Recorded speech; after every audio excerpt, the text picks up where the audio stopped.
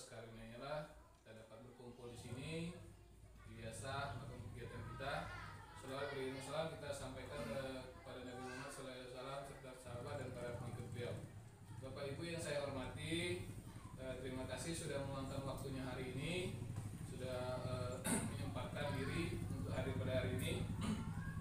Jadi sebelum itu kegiatan kita mulai ini Bapak Ibu ya, bukan berarti saya yang berdiri sini istilahnya lebih mengetahui materi, lebih tahu apa-apa tentang materi ini, tapi melainkan di sini kita anggap saja sebagai forum diskusi, kita kolaborasi bagaimana nanti untuk menyikapi hal-hal yang ada di sekolah kita ini. Jadi istilahnya bukan saya berdiri sini menggurui Bapak Ibu ya, tapi kita lebih ke diskusi dan berkolaborasi demi kemajuan kita bersama. Pada kesempatan ini saya Erdiansa selaku calon guru penggerak Kabupaten Ogan Ilir angkatan 7. Ini kita berbagi atau sharing salah satu materinya yaitu yang penting sekali kita terapkan di sekolah kita, yaitu mengenai tentang budaya positif. Ini materi kami pada modul 1.4. Jadi memang di sini kami harus disermasikan apa yang kami dapatkan di dalam pelatihan tersebut, kita imbaskan, kita bagi, kita sharing, diskusi dengan rekan-rekan sejawat yang ada di SD Negeri 10 Rambangkuang. Bapak Ibu, materinya yaitu tentang budaya positif. Langsung kita mulai. Budaya positif Bapak Ibu, menurut filosofi dari pendidikan Ki Hajar Dewantara, yaitu pendidikan yang berpihak kepada murid. Jadi Ki Hajar Dewantara itu mencetuskan bahwa pendidikan itu harus berpihak kepada murid. Nanti sesuai dengan profil pelajar Pancasila yang harus kita terapkan di sekolah kita. Jadi kalau diumpamakan tanaman Bapak Ibu, guru itu sebagai petani, murid itu sebagai padi, kemudian sekolah itu sebagai sawah. Maksudnya sawah jadi tempat wadah-wadah anak siswa kita nanti untuk mengembangkan dirinya. Kenapa dikatakan demikian Bapak Ibu? Padi itu akan tumbuh dengan baik apabila petaninya merawatnya dengan baik. Begitu juga dengan murid dan siswa kita yang ada di sekolah ini Bapak Ibu.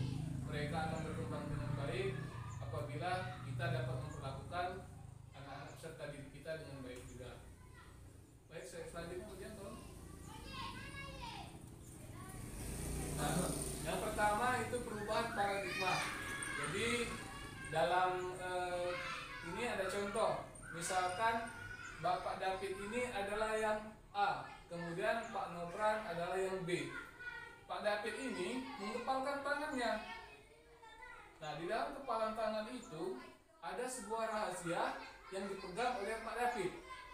Nah, kemudian tugas Bapak Nopran adalah menghardik, membujuk agar Bapak David tersebut membuka kepalan tangan tersebut. Apakah yang dilakukan Bapak David?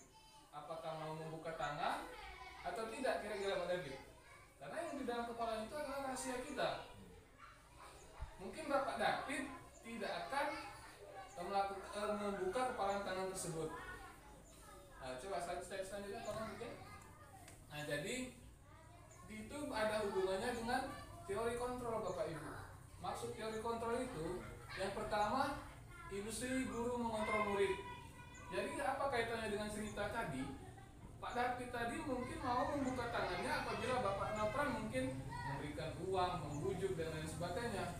Tapi apa? Sebenarnya yang dia kepada David sebenarnya tidak mau membuka tangan tadi. Jadi kaitannya apa?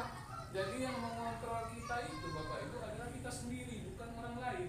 Kalau kita tidak mau membuka kepala tangan kita, berarti kita tidak akan mau. Walaupun suatu saat Pak Nopran mungkin akan memaksa ujung-ujungnya agar Pak David tadi membukakan kepala tangan tadi.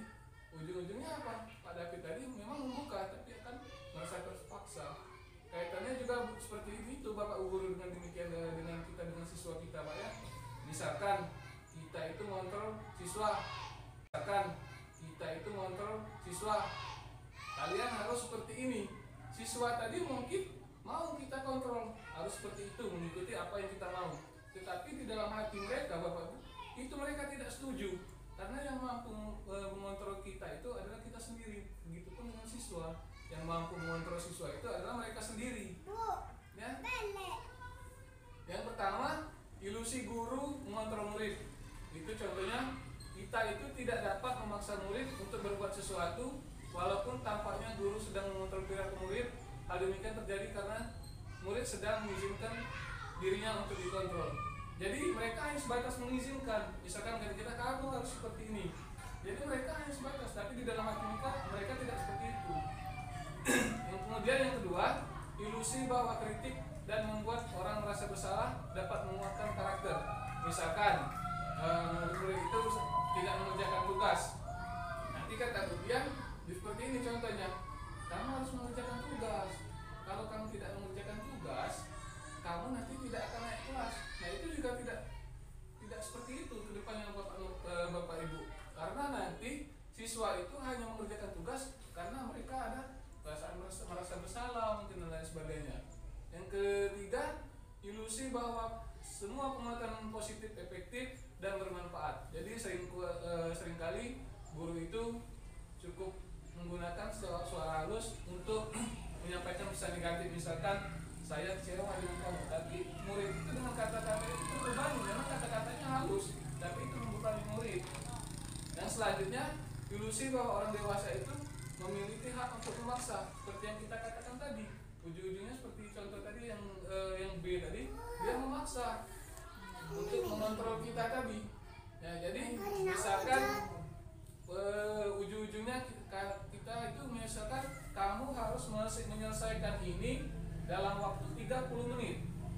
Kita itu sebenarnya itu terkesan memaksa dengan murid. Jadi sebenarnya itu tidak baik karena siswa memang akan mengerjakan. Misalkan kalau untuk tingkah laku disiplin, kamu harus datang setiap hari pukul 9 misalkan. Jadi dari situ siswa itu memang melakukan, tapi mereka itu merasa terpaksa Bapak Ibu. Mereka merasa terpaksa, kemudian di situ timbullah ada rasa dendam dan mungkin akan ada permusuhan dalam jangka waktu yang panjang nanti. Mereka akan menimbulkan kesan yang negatif. Selanjutnya kemudian ya, untuk yang materi selanjutnya yaitu makna disiplin.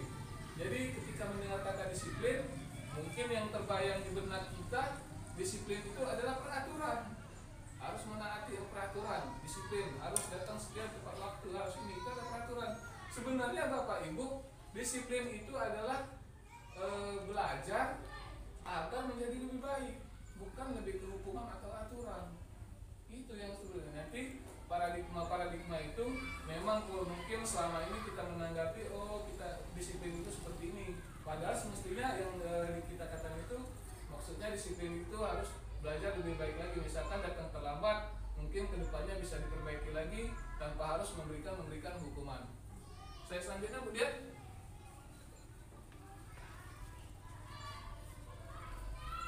yang ketiga itu motivasi perilaku manusia. Yang pertama, untuk menghindari ketidaknyamanan atau hukuman. Jadi sebenarnya siswa itu, Bapak Ibu, sekolah itu kadang-kadang motivasinya dan misalkan mengerjakan tugas, mereka takut karena untuk menghindari tidak nyaman atau hukuman. Karena kadang-kadang kita di sekolah itu rata-rata itu selama ini anggapan kita itu ada hukuman itu adalah sanksi yang terbaik. Padahal itu tidak benar Bapak Ibu. Jadi kita di sini sama-sama belajar. Sebenarnya hukuman itu kurang tepat ya. Jadi mereka itu misalkan mengerjakan tugas hanya karena takut dihukum. Nah itu salah satu contohnya. Yang kedua, itu untuk mendapatkan imbalan atau penghargaan dari orang lain. Sebenarnya contoh-contoh lainnya misalkan kalau di dalam kelas kita mendapatkan imbalan atau penghargaan dari orang lain tuh, jadi mereka tuh kadang-kadang berlomba untuk belajar itu hanya untuk mendapatkan reward. Kita biasa zaman dulu kita kalau selesai mengajar misalkan untuk siswa yang dapat, jadi mereka tuh kadang-kadang berlomba untuk belajar itu hanya untuk mendapatkan reward. Kita biasa zaman dulu kita kalau selesai mengajar misalkan untuk siswa yang dapat nilai yang bagus, yang rajin misalkan siswa itu selalu datang tepat waktu, kita buat karena siswa ini selalu datang tepat waktu, kita kasih penghargaan. Jadi mereka itu datang tepat waktu ke sekolah itu misalkan selalu mengerjakan tugas hanya untuk mendapatkan imbalan, mendapatkan penghargaan, bukan dari mereka dalam diri mereka sendiri. Yang ketiga, itu untuk menjadi orang yang mereka inginkan dan menghargai diri sendiri dengan nilai-nilai yang mereka percaya. Nah, ini sebenarnya yang paling bagus. Jadi mereka itu melaksanakan disiplin tepat waktu dan sebagainya itu karena memang dari dalam hati mereka sendiri, bukan karena paksaan atau hukuman tadi, bukan juga karena ingin mengharapkan penghargaan dari guru lain tadi. Jadi seperti itu Bapak Ibu. Selanjutnya kemudian yang selanjutnya yaitu keyakinan kelas, hukuman dan peraturan kelas. Jadi hal yang dilakukan menurut keyakinannya adalah hal yang telah disepakati Bapak Ibu. Jadi sekarang itu Bapak Ibu menyusun paradigma pendidikan baru seperti yang dicanakan oleh Menteri Pendidikan, yaitu kita itu di dalam kelas itu sudah tidak ada lagi yang namanya peraturan kelas seperti dulu Bapak Ibu. Kenapa? Karena sekarang ini itu lebih kita buat ke dalam bentuk keyakinan kelas. Seperti apa keyakinan kelas tadi Bapak Ibu? Contohnya seperti ini Bapak Ibu. Seperti yang kami ketahui dari sebelum-sebelumnya, keyakinan kelas itu misalkan kita buat secara sepakat. Misalkan kita wali kelas dengan siswa Bapak Ibu. Misalkan keyakinan kelas apa yang kita dibuat? Itu contohnya. Misalkan kami mendengarkan apabila orang lain berbicara. Itu kita sepakati masuk. Cintai kelas masuk. Misalkan jaga kebersihan masuk. Itu kita sepakati. Di dalam kelas itu keyakinan-keyakinan apa yang harus kita tanamkan, ya harus kita buatkan. Misalkan apalagi untuk kelas tinggi Bapak Ibu ya, sudah bisa diajak nyambung kelas 5, kelas 6, kelas 4. Misalkan apa diajak siswanya, kita buat keyakinan kelas apa. Jadi bukan peraturan kelas lagi, lebih ke keyakinan kelas yang telah disepakati oleh siswa dan guru. Selanjutnya kemudian jadi selanjutnya itu adalah kebutuhan dasar manusia.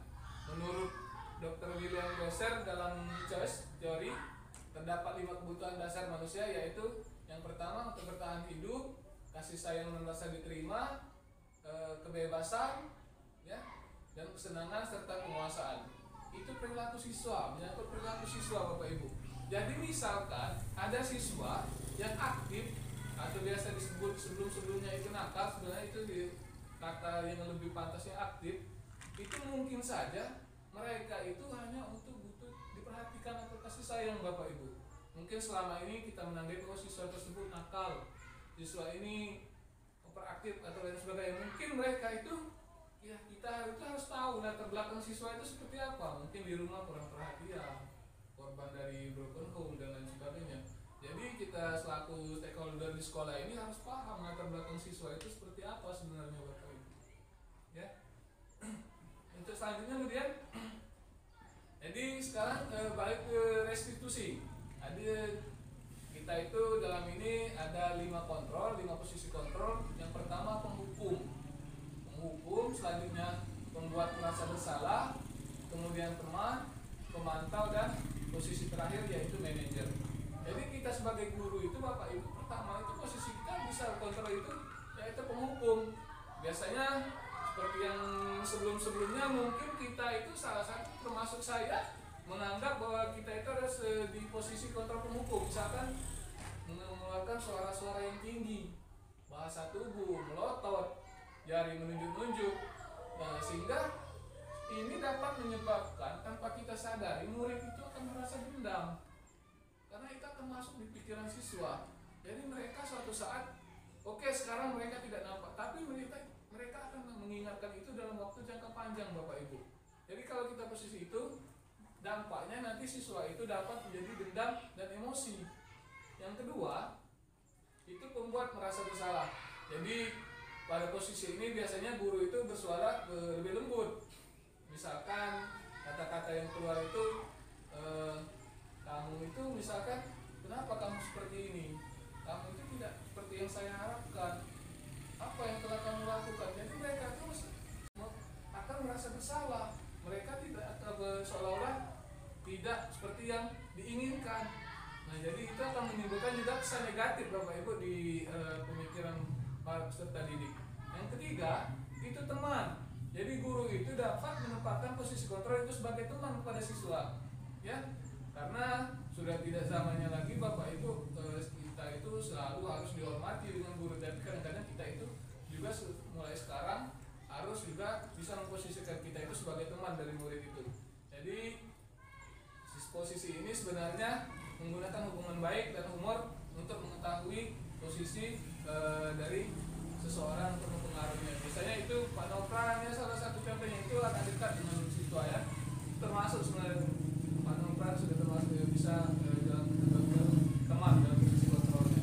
Yang keempat itu pemantau. Jadi petugas pemantau itu kita itu mengawasi, bertanggung jawab untuk melakukan perilaku orang-orang yang kita awasi. Jadi murid itu memahami konsekuensi yang harus dilakukan karena melanggar salah satu peraturan sekolah. Contohnya, guru tidak menunjukkan suatu emosi yang berlebihan, hanya memantau saja dan nanti diarahkan ke arah yang lebih baik, Bapak Ibu ya, khusus pemantau.